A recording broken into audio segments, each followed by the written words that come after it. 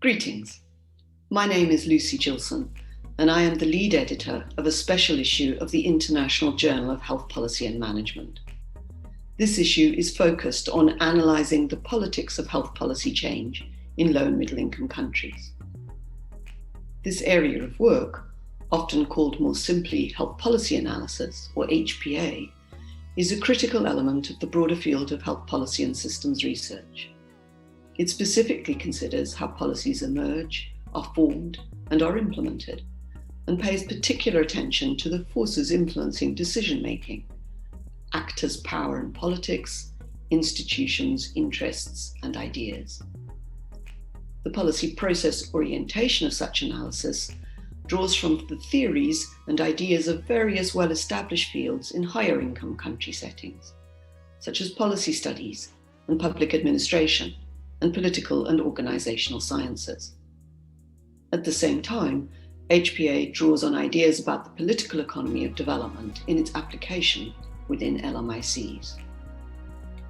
In broad terms, such analysis offers insights about how policy change unfolds, and it helps us understand the political forces that explain what has sometimes been called the implementation gap in global health policy debates. These forces also always shape health system development, working across local, national, and global levels. Yet despite its valuable insights, this remains a small area of work within health policy and systems research, and one where the scholarship is dominated by scholars based in high-income countries. This special issue is then important for two reasons. First, it adds to the limited body of scholarly work addressing the politics of health policy change in LMICs. And second, even more importantly, it presents the work of scholars from several African and Asian countries. More specifically, the special issue draws from the work of the Health Policy Analysis Fellowship Programme.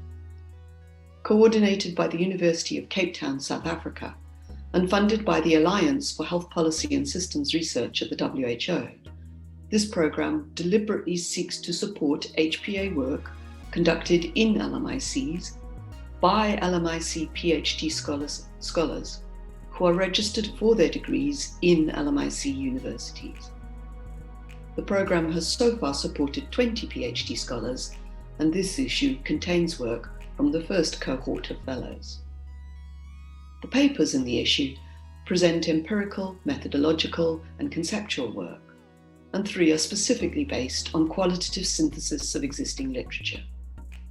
They address health policy topics ranging from Indigenous health policy in the Philippines to primary health care in India, maternal health policies in Uganda, out-of-pocket payments within health insurance schemes in sub-Saharan Africa, the first 1,000 days of childhood, an intersectoral initiative in South Africa, and the role of values in health systems. However, their primary focus is, as would be expected, on the forces influencing policy change in these settings and on these topics, and they adopt an actor-centric approach in their analysis. They consider then how actors influence how policy ideas emerge and are translated, or not, into policies and routine practices within health systems. 4 of the papers explicitly examine issues of implementation, considering the local forces shaping policy practices, an area often overlooked within the wider body of HPA work in LMICs, where the focus tends to be on agenda setting and the influence of global actors in national contexts. One paper specifically considers how to analyse actor power in implementation, drawing from Norman Long's actor-face and interface analysis. 2 other papers examine earlier stages of the policy cycle, but again reveal the particular forces driving actors within national contexts, with likely consequences for implementation. The papers also offer critical insights about the interface between health policy change and health system development. They show, for example, how bureaucratic norms act to constrain policy implementation, as organizational structures and silos, sometimes compounded by service delivery targets, act against the implementation of policies that require relationships across programs or sectors. Yet such relationships are necessary both in implementing policies and in reorienting health systems to be better prepared for the emerging health shocks and conditions of the 21st century. The papers also offer ideas of relevance to strengthening health systems.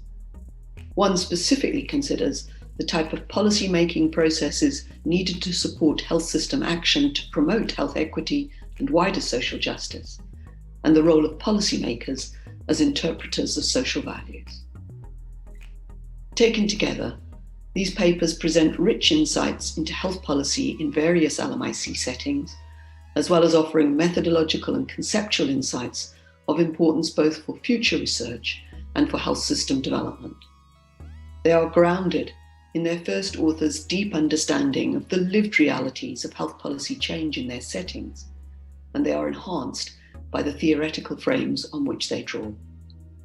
We hope you enjoy reading the papers, and we hope you are provoked by them to think more about the challenges and opportunities for health policy and systems change towards equity and social justice in low and middle income countries. Thank you.